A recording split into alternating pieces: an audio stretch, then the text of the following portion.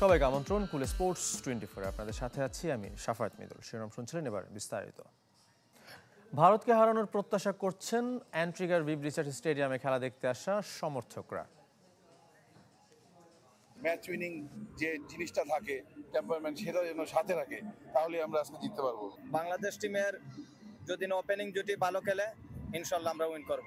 India is obviously favorite to win and I think they will win. But Bangladesh has an opportunity to cause an upset. বাংলাদেশের দরকার একটা good start. যদি bowling পায়, বাংলাদেশের ভালো wicket নিতে হবে, কুইক উইকেট নিতে হবে, আর ব্যাটিং করলে স্টেবল থাকতে হবে এবং রান করতে হবে।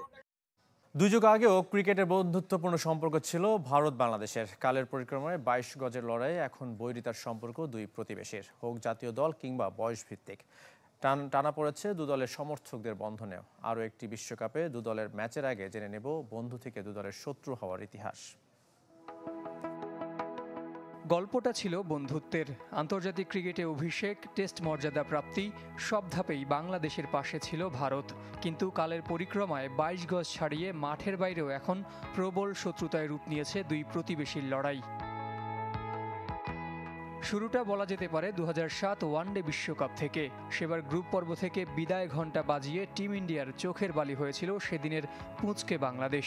মুশফিক, আশরাফুলদের উল্লাস ভারতীয়দের কাটা ঘায়ে বিঁধেছে নুনের ছিটার মতো।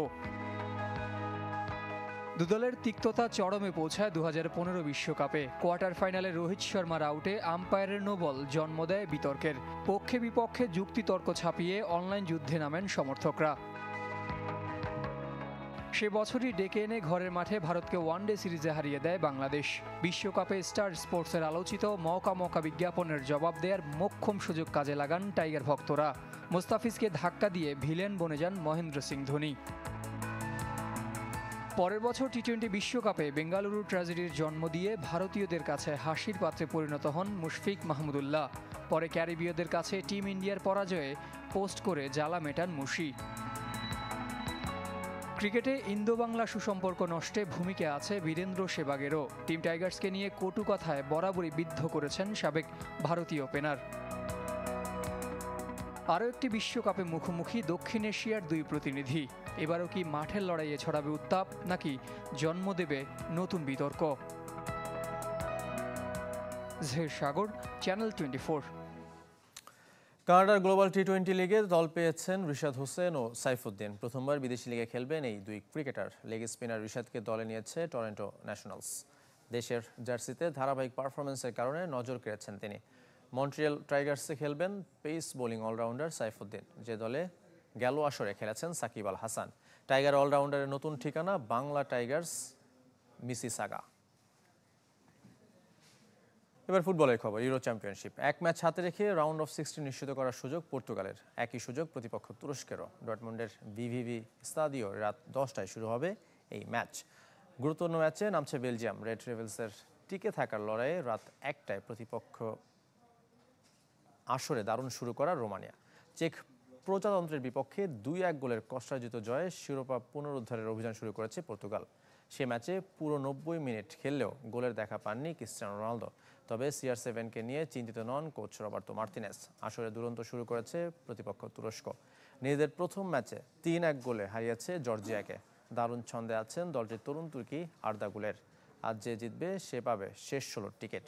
তবে হারলেও সুযোগ থাকবে। দু দলের সবশেষ দেখায় তুরস্ককে 3-1 গোলে হারিয়েছিল পর্তুগাল। এবার দেশের ফুটবলের খবর। প্রিমিয়ার লিগে খেলতে চায় না চট্টগ্রাম আবাহনী। এরই মধ্যে ফুটবল ফেডারেশনকে জানিয়ে দিয়েছে বন্দরনগরীর আকাশনীলরা, যারা প্রিমিয়ার লিগের দলগুলোর অনূর্ধ্ব 18 ফুটবল লিগও দল গড়েনি। বয়সভিত্তিক আসরে চ্যাম্পিয়নশিপ লিগের দলগুলোও দেখেছে অনাগ্রহ। অনূর্ধ্ব 16 লিগে 8 ক্লাবের মধ্যে দলবদল করেছে শুধু 5টি। সুযোগ এসে গেছে। দেশের ফুটবল থেকে হারিয়ে যাবার শঙ্কায় আরও এক ক্লাব। নতুন মৌসুমে প্রিমিয়ার লিগ খেলতে চায় না চট্টগ্রাম আবাহনী। এরই মধ্যে ফুটবল ফেডারেশনকে চিঠি দিয়ে জানিয়ে দিয়েছে বন্দরনগরের আকাশী নীলরা। সাম্প্রতিক সময়ে ফুটবল থেকে সরে যাওয়া সাইফি স্পোর্টিং ক্লাব কিংবা মুক্তিযোদ্ধা সংসদ ক্রীড়াচক্রের ফেরার পথ বা চেষ্টা দুই অজানা। গত মৌসুমে প্রিমিয়ার লিগে উঠেও খেলেনি গোপালগঞ্জ স্পোর্টিং। তাদের পথেই আরও এক পুরনো ক্লাব, যারা সবশেষ মৌসুমে সাথে থেকে লিগ শেষ করেছে। ক্লাব কর্তৃপক্ষের বক্তব্য জানা যায়নি, তবে কঠোর হবে ফেডারেশন। দল কমলেও রিলিগেট হওয়া ব্রাদার্সের ফেরার সুযোগ নেই। চিটাগাং আবাহনী আমি যতজন চিঠি দিয়েছি ওরা হয়তো বিপিএল খেলবে না, তো সেটা যখন দল বদলের শেষ পর্যায়ে তখনই পূর্ণাঙ্গভাবে আমরা জানতে পারবো পুরোপুরি। এবং আমরা আশাবাদী যে চিটাগাং আবাহনী থাকবে, আর যদি নাও থাকে তাহলে ডিসিপ্লিনারি কমিটি যে আমাদের যে প্রভিশন আছে, যে শাস্তিমূলক ব্যবস্থা নেন, আমরা সেই শাস্তির ব্যাপারে কঠোর অবস্থানে থাকবো।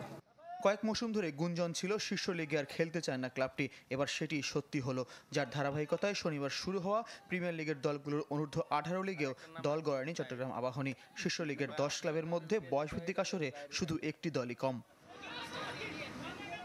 বয়সভিত্তিক আসরে ক্লাবগুলোর অনাগ্রহ আরও স্পষ্ট চ্যাম্পিয়নশিপ লিগের দলগুলোর অনূর্ধ্ব 16 ফুটবল লিগে। সেখানে 8 দলের মধ্যে দলবদলে অংশ নেয়নি 3টি, যার একটি বাফুফের নিজস্ব। এলিট একাডেমির সাথে তালিকায় আছে ফরাশগঞ্জ ও নোফেল।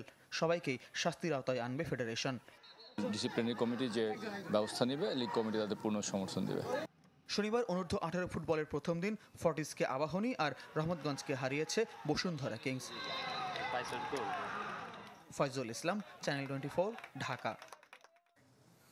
কাল শুরু হচ্ছে জাতীয় দাবা। 3 গ্র্যান্ডমাস্টার সহ অংশ নিচ্ছেন 14 দাবারও। দেশের 5 জিএম এর মধ্যে অংশ নিচ্ছেন শুধু নিয়াজ মোর্শেদ, জিয়াউর রহমান ও এনামুল হোসেন। জাতীয় আসর থেকে গড়া হবে দাবা অলিম্পিয়াডের 5 সদস্যের বাংলাদেশ দল। তাদের প্রশিক্ষণের জন্য বিদেশি কোচ আনার পরিকল্পনা ছিল, যদিও তা নিয়ে দেখা দিয়েছে শঙ্কা। তবে অনলাইন প্রশিক্ষণের সুযোগ কাজে লাগাতে চায় ফেডারেশন।